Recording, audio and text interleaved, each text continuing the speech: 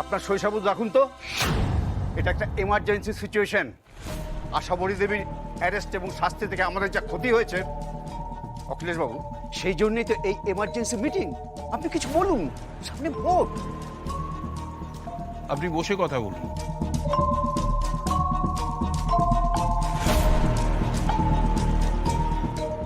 রাজমহলের খনি থেকে, জঙ্গল থেকে অস্ত্রের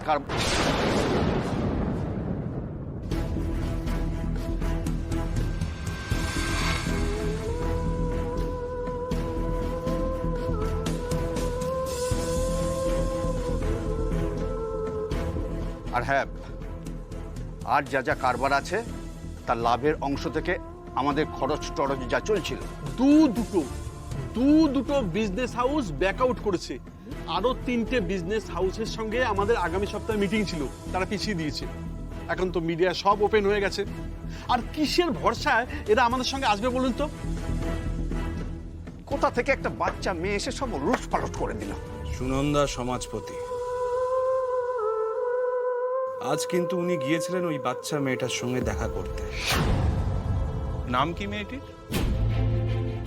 ফুলকি দাস। এই যে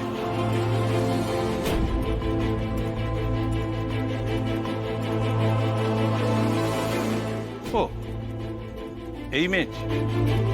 এ তো বক্সিং এর চ্যাম্পিয়ন ছিল। তা সুনন্দা ওর কাছে কি করতে গিয়েছে? ওকে কি ক্যান্ডিডেট করবে নাকি? আশাবরী দেবীর আসল রূপটা সামনে আসার পর সকলে আমাদের দলের সম্পর্কে যাতা বলছে।